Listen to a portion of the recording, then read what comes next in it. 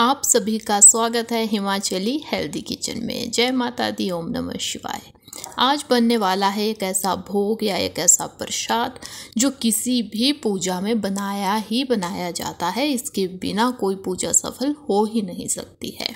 लेकिन बताऊंगी कि क्या एक ऐसी चीज़ है जो इसमें यदि हम भोले बाबा को लगा देते हैं तो जो ये भोग है उनके लिए निषेध है, जबकि यदि वो ही चीज़ हम विष्णु भगवान या कान्हा के लिए लगाए तो उससे हमें बहुत ही फ़ायदा होता है। तो ध्यान से वीडियो देखना है आपको।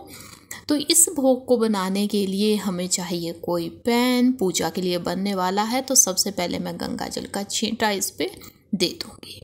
अब इसमें शुद्ध देसी घी हम लेंगे। गाय का घी हो तो बहुत ही अच्छा होता है किसी भी पूजा का भोग बनाने के लिए।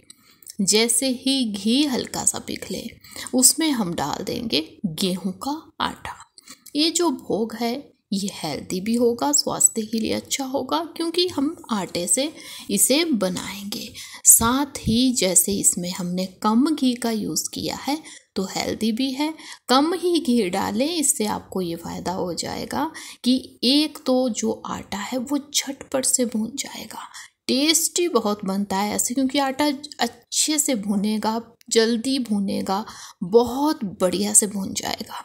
ज़्यादा घी डालेंगे बहुत टाइम लगेगा आटा भूनने में, आटा जो है सिकेगा भी नहीं उतने अच्छे से। यदि आप इसमें ज़्यादा ही घी डालना चाहते हैं तो बाद में डाल दीजिएगा जब ये भुन जाए। तो अब इसे हमने लो फ्लेम पे यानी कि बिल्कुल धीमी आंच पे भूनते जाना है, कंटिन्यूस चलाते हुए। अब जब तक ये भूनता है तब तक मैं आपको कुछ खास बातें बताती हूँ जो आप भी कहेंगी कि सच में ये गलती हमसे भी होती है। सबसे पहले जब भी आप भोग बनाए तो नंगे पाँव से बनाए, चप्पल पाँव में ना पहने। साथ ही पाँव के नीचे कोई मैट आप ले लें, मतलब कहते हैं कि सीधा ज़मीन पे भी पाँव नहीं होने चाहिए, तो इस चीज़ का ध्यान दें। साथ ही आप इससे सहमत होगी कि हम लेडीज़ को आदत होती है 5-6 काम साथ निपटाने की।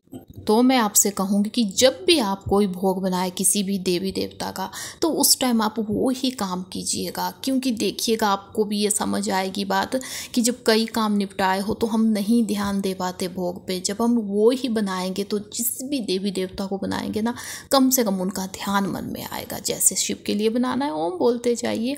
तो यहाँ 2-2.5 मिनट का टाइम हुआ है। देखिए हल्का हल्का जो आटा है वो भूनना स्टार्ट हुआ है। यहाँ हमसे गलती होती है, हम सोचते हैं कि खुशबू भी आ गई है शायद ये भुन गया है, लेकिन यदि यहाँ पे गलती हो गई तो ये कच्चा होगा, जब खाएंगे ना मुंह में ही चिपक जाता है। आपने भी नोटिस किया होगा, अच्छा नहीं बनता है। इसलिए अभी भूनना है। 2-2.5 मिनट हुए, आगे भी अभी 2.5-3 मिनट के लिए भूनेंगे। मैं आपको पहचान बता दूंगी उसकी।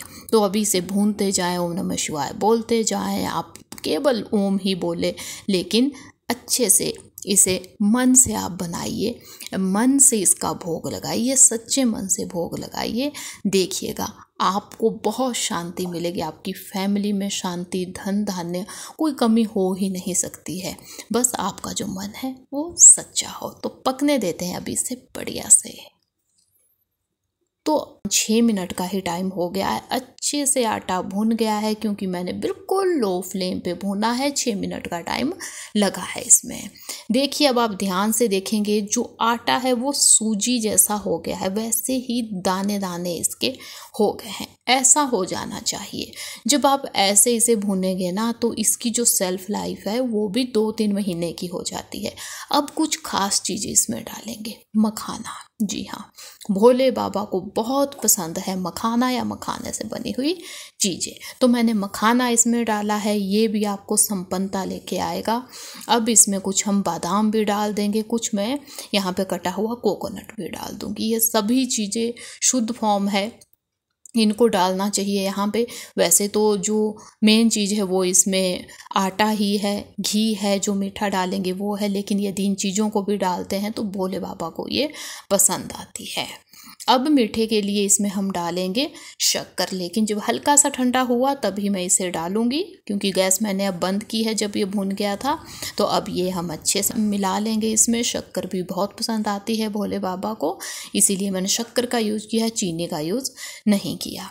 अब यहाँ पे ध्यान देने वाली बात है, भोले बाबा के लिए भोग बनना है, देवों के देव महादेव का भोग है, तो इसमें तुलसी नहीं जाएगी, क्योंकि तुलसी नहीं लगती है भोले बाबा के भोग में, क्योंकि निषेध है। बाकी देव देवताओं के लिए आप डाल सकते हो। विष्णु देवता को बहुत अच्छा है यदि उनके भोग में तुलसी डाली जाए। कान्हा के लिए भी बहुत शुभ मानी गई है, तो उनके भोग में भी आप तुलसी डाल सकते हैं। तो जो भोग है वो बन गया है। आइए अब सजाते हैं इसकी थाली। तो भोग को मैंने निकाल दिया है एक थाली में, जिसमें मैंने बनाना या केला भी काट के डाल दिया है। केला भी भोले बाबा को बहुत पसंद आया है। तो आज हमने जैसे सावन के लिए ये देवों के देव महादेव के लिए भोग बनाया है, तो इसमें हमने ऐसी चीज़ें डाली है भोले बाबा को पसंद है। तो उम्मीद है कि आपको वीडियो पसंद आई होगी। वीडियो अच्छी लगी है लाइक कीजिए, चैनल पे नया है तो सब्सक्राइब कीजिए, और मिलेंगे ऐसी ही एक नई डिश के साथ। तब तक के लिए धन्यवाद। जय माता दी। ओम नमः शिवाय।